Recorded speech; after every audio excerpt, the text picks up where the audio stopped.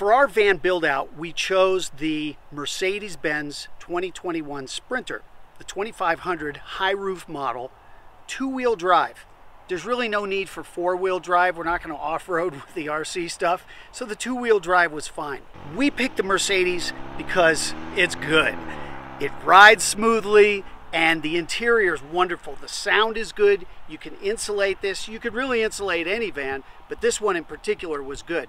We got the van from Mercedes of Oklahoma City. My good friend Todd Bondi and James Miller down there really took care of us. We couldn't find one, and the ones we found didn't have the touchscreen because there's a chip shortage, but these guys managed to figure it out. And if you need one, check them out, Mercedes-Benz of Oklahoma City. But let me tell you what we did to this thing. All right, let's start with the wheels. So we modified a couple of things on the vehicle itself, ignoring the interior for a minute. The first thing I had to do is get rid of those van wheels, right? So I put on Black Rhino Arsenal wheels, and you can get these at a number of different places. We bought them from Owl Vans, and Owl Vans has some great accessories for sprinters. And on these, we put BF Goodrich 265/70 R17s. Now, this is as big as you can go on the two-wheel drive. In fact, we had to do a modification on the front wheels so the tires didn't rub. And you can buy the Mondo Mud Flap Modification Kit at owlvans.com, and that was installed by VanWorks up in Fort Collins.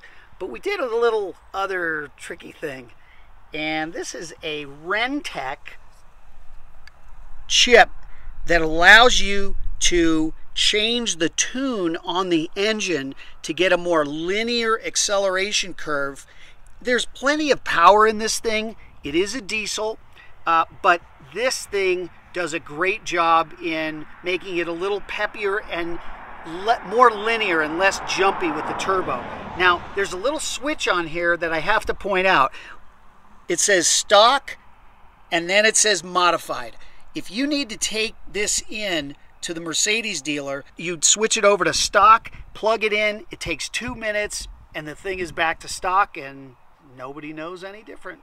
I picked the Mercedes Sprinter because I've been through Chrysler Pacificas, Ram ProMaster, and I really wanted to get what I thought is the pinnacle of vans, and that's the Mercedes Sprinter. And at 50 grand on average, you expect to get a decent vehicle.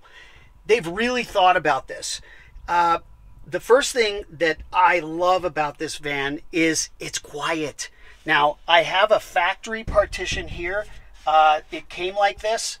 This is a must-have. If you have equipment in the back, you don't want it, in case of an accident, flying through and getting into your head. It would be a horrible way to go, to get impaled by a tail rotor and then die from it. So we have the partition. But look at the steering wheel. I really like the controls on the right side here. I use this the most. This square area is actually a mouse pad that allows me to navigate the 7-inch screen in the center of the vehicle. Then there's a volume roll. This is great. You push it up, it activates Siri, and then here I can hang up or activate a phone call. So the right side is really rocking. The left side, I mean, occasionally I'll get in here and change what appears on the dashboard in terms of, and you can see me rolling the screen. I'm actually rolling that with my thumb on this touchpad. I think it's ingenious.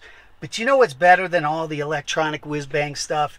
The compartments. I love the compartments. So check it out. Right in front of me, I've got a compartment for my sunglasses and anything else I need there. I've got a center compartment, and I've got a right-hand compartment. And then it comes with 2 little caverns for your phones. And these have rubber liner in them so your phone doesn't slide. And I think that's just a great convenience feature.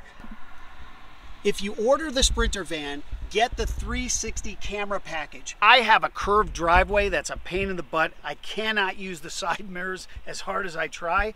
And so the 360 backup cameras make it so much easier. They show you exactly your trajectory, and it looks like you've got a top view of the van from a drone. So I recommend that spend the cash, and then you won't bust up your van. The last element, and certainly not the least, is the wrap. We selected a satin black wrap because we didn't want to go full matte. That's higher maintenance, but we didn't want the gloss. This is a white van covered by a black wrap, and people who see it in person ask me if this is the original paint job. The guys at Wrap Factory did a great job. They are local here in Denver, but surely the same products are available where you live with a competent wrapping crew. So my recommendation, get whatever color you can and wrap it. Well, that's a wrap for this episode. We'd like to thank our special sponsor, Mercedes-Benz of Oklahoma City. Even if you don't live in Oklahoma, give the guys a call. They can hook you up anywhere in the country with a Sprinter van. Our next episode will deal with the ceiling, the walls, and insulation. Lots of wool. And you can follow the story on rcpilot.com in the How It's Done section. Just look up the story and you'll see all of the episodes there. We'll see you next time.